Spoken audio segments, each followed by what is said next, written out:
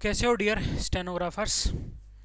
Question आप लोगों का सिंपल सा होता है कि स्पीड और एक्यूरेसी कैसे इंक्रीज करनी है, बट अलग अलग जगह पे अलग अलग वीडियोस में आपको सॉल्यूशन डिफरेंट मिलते हैं। हर जगह वो चीज़ें बहुत कॉम्प्लिकेटेड बना देती है। मैं इस वीडियो में सिर्फ और सिर्फ 2 पॉइंट की बात करूँगा जो कि मैंने अपनी शॉर्ट हैंड जर्नी में अप्लाई किए थे। मुझे बहुत ज़्यादा उसका बेनिफिट मिला एंड काफ़ी इम्प्रूवमेंट मेरी शॉर्ट हैंड स्किल में हुआ था। और उसके अलावा जितने भी स्टूडेंट्स को मैंने पढ़ाया है अब तक और जिनको भी मैंने बताया और उन्होंने अप्लाई की है ये चीज़ें, इसका 100% सक्सेस रेट रहा है। मतलब कि जिन स्टूडेंट्स ने भी ये स्ट्रेटजी अप्लाई की है, फॉर श्योर उनके शॉर्ट हैंड स्किल्स में इम्प्रूवमेंट हुआ है। मैं दो चीज़ों पे बात करूँगा, एक तो स्पीड पर और एक हमारी रीडिंग स्किल्स पर। बिकॉज रीडिंग स्किल्स भी उतनी ही इंपॉर्टेंट हैं। हम लिख लेते हैं बट अपने ही स्ट्रोक को पढ़ नहीं पाते हैं कि हमने क्या लिखा है, यहाँ पे क्या हमने बनाया था। पहली चीज़ मैं आता हूँ स्पीड पर। स्पीड को कैसे एनहांस करना है, स्पीड को इंक्रीज कैसे करना है। ठीक है, नॉर्मल पैटर्न जो होता है स्टूडेंट्स का वो ये होता है कि लाइक अगर अभी मैं 80 WPM पे लिख रहा हूँ तो मेरा टारगेट रहेगा 10 डेज तक मैं 80 पर लिखूंगा डेली की 2-3 डिक्टेशंस।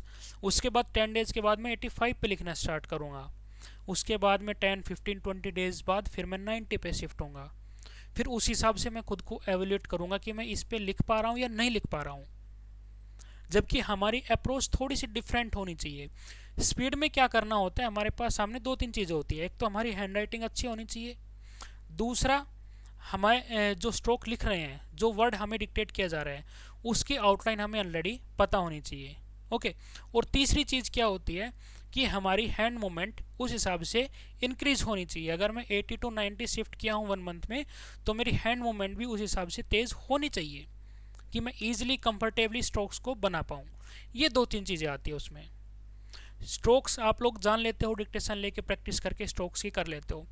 थोड़ा सा फोकस हैंड राइटिंग पे करना है एंड उससे इम्पोर्टेंट आप लोगों को स्पीड कैसे बिल्ड करनी है। जो मैं हैंड मूवमेंट लिखने की जो स्पीड बता रहा हूँ वो कैसे बिल्डअप करनी है, उसके लिए देखिए आप लोगों को छोटी डिक्टेशंस लेनी पड़ेंगी।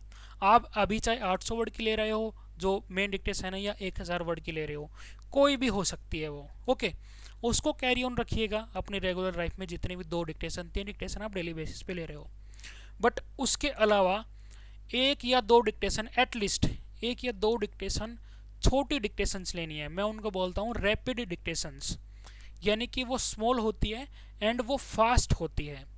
एग्जाम्पल मैं लेके चलता हूँ आप लोगों के सामने कि अगर आपकी स्पीड 80 WPM है, आप यहाँ पे अपनी स्पीड कंसिडर करके चलिएगा जो भी आपकी करंट स्पीड है। ठीक है, 80 WPM स्पीड है अगर आपकी, और आपको टारगेट करना है कि मेरे को आने वाले 20 या 25 दिनों में मेरे को 90 पे पहुंचना है। उसके लिए मैं क्या करूँगा, उसके लिए मैं अगर आज मेरी 80 की स्पीड है तो मैं 800 और 1000 वर्ड की जो भी डिक्टेशन में लिख रहा हूँ वो उसी स्पीड पे मैं लिखूँगा।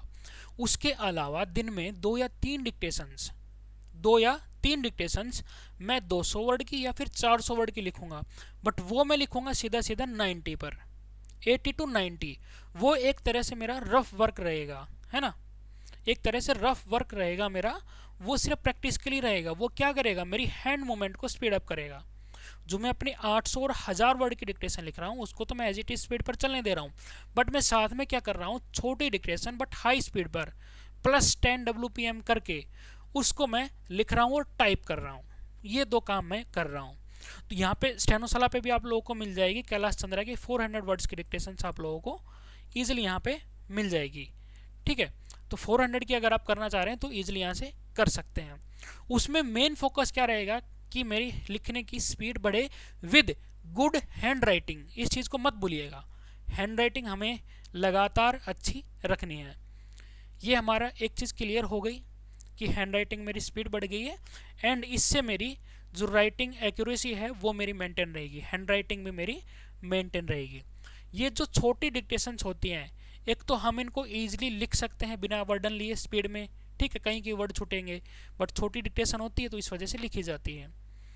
और 5 या 7 दिन तक ऐसा करने के बाद में, मैं 80 पर था, 90 पे मैंने 5-7 दिन तक या 1 वीक तक मैंने वो डिक्टेशन ली। 1 वीक के बाद क्या करूँगा, मैं जो 1000 या 800 वर्ड की डिक्टेशन जो कि 80 पर ले रहा था ना, उसको मैं 85 पर लेना शुरू करूँगा। आप समझ पाए पैटर्न को। मैंने रैपिड डिक्टेशन में अपनी स्पीड को बढ़ाया था +10 WPM, बट 1 वीक के बाद में मैंने एक्चुअल स्पीड को बढ़ाया +5 WPM। ये मेरी एक्चुअल स्पीड इंक्रीज हुई है। आप लोगों को स्टार्टिंग में लगा हो कि सीधा 10 WPM थोड़ी ना बढ़ा सकते हैं, बिल्कुल नहीं बढ़ा सकते। इसीलिए it was just a ladder step, okay, to achieve our 5 WPM with accuracy. जब आपने एक हफ्ते तक 90 की स्पीड पे छोटी छोटी डिक्टेशंस लिखी हैं स्पीड में, तो आप 1000 वर्ड की 800 वर्ड की डिक्टेशन को ईजिली 85 पर लिख पाओगे। ये पैटर्न हमें अप्लाई करना है, और जैसे जैसे हम आगे बढ़ेंगे 85 से 90 पर जाएंगे तो वो 1 वीक का 15 डेज हो जाएगा, 90 to 95 जाएंगे तो वो 20 डेज का गैप हो जाएगा। इस टाइप से गैप जरूर रखना है। ऐसा नहीं है कि आप हर वीक ही आप 5 WPM इस पैटर्न से इंक्रीज कर लोगे, नहीं। जैसे जैसे हमारी स्पीड बढ़ती है ना, तो हमारा जो ग्राफ होता है वो स्पीड बढ़ाने का, वो स्लो होने लगता है, ओके। उसकी जो लेंथ होती है वो एक टाइम पे स्टेबल हो जाती है, लगभग स्टेबल हो जाती है, स्लो प्रोसेस हो जाती है। ये चीज़ हो गई आपकी स्पीड के लिए। इजी है, टू द पॉइंट मैंने बताने की कोशिश की आप लोगों को। रैपिड डिक्टेशन +10 WPM करके लेना है 1 वीक में, 10 डेज में, फिर 5 WPM हमारी एक्चुअल डिक्टेशन में हमें इंक्रीज कर देना है। आप देखोगे कि आप इजीली यूं चुटकियों में लिख पाओगे उस चीज़ को, बिकॉज आपने एक हफ्ते तक अपने हाथ को आदत डाली है 90 की स्पीड पर लिखने की। ये चीज़ है। दूसरे पॉइंट पर मैं आता हूँ कि अपनी रीडिंग स्किल्स कैसे इंक्रीज करें। रीडिंग स्किल्स के लिए मैं सिंपल सा लॉजिक बता रहा हूँ, स्क्रीन पर देखिएगा। मेरे सामने कैलाश चंद्रा की मैगजीन है, ओके। कैलाश चंद्रा की मैगजीन यहाँ पे है मेरे सामने। इसमें क्या करना है, आप लोगों को जो शॉर्ट हैंड में जो लिखा हुआ है यहाँ पे, एक साइड में इंग्लिश में है, एक साइड में शॉर्ट हैंड पे है।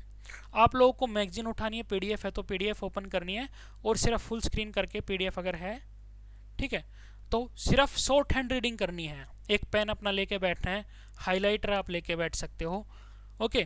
शॉर्ट हैंड की रीडिंग करनी है। लाइक इसको अगर मैं रीड करना शुरू करूं तो शॉर्ट हैंड को, now sir honourable members will recall that the bill was introduce in the house of people on the 2 सितंबर 53, यहाँ पे 1953 आ जाएगा, ओके। इस टाइप से रीडिंग करनी है। मेरे को जो स्ट्रोक रीडिंग में नहीं आ रहा ना, उसको मैं तुरंत हाइलाइटर से या पेन से मार्क कर दूंगा। इस टाइप से एक साइड के 400 वर्ड आप लोगों ने रीड कर लिए।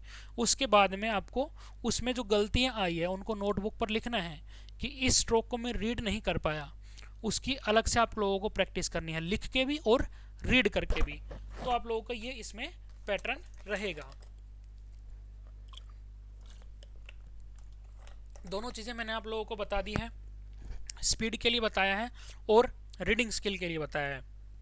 आप अपनी शॉर्ट हैंड पैड को तो रीड करते ही हैं, बट एक बार इसको रीड करके देखना। सिर्फ 15 दिन के लिए ये स्ट्रेटजी फॉलो कर लेना, एंड देन आप लोग खुद देखोगे कि आपकी जो शॉर्ट हैंड स्किल है उसमें ट्रेमेंडस इंप्रूवमेंट आप लोगों को देखने को मिलेगा। बाकी डिक्टेशन के लिए आप लोग stenosalat.com पर जाके हर तरह की डिक्टेशंस आप ले सकते हैं। यहाँ पर देखिए कैलाश चंद्रा की 400 वर्ड्स की डिक्टेशंस हमने अपलोड करना स्टार्ट कर दिए, एंड जून में आपकी कंप्लीट हो जाएगी। कैलाश चंद्रा की जो पुरानी डिक्टेशंस थी उनका भी अपडेटेड वर्जन अपलोड हो रहा है। प्रोग्रेसिव डिक्टेशंस है आप लोगों के सामने, SSC की प्रीवियस ईयर है, अलग अलग तरह की दुनिया भर के आप लोगों को डिक्टेशंस मिल जाएंगी, ओके। थाउजेंड्स ऑफ स्टूडेंट्स हैं, आप वहाँ पे अपनी रैंकिंग चेक कर सकते हैं।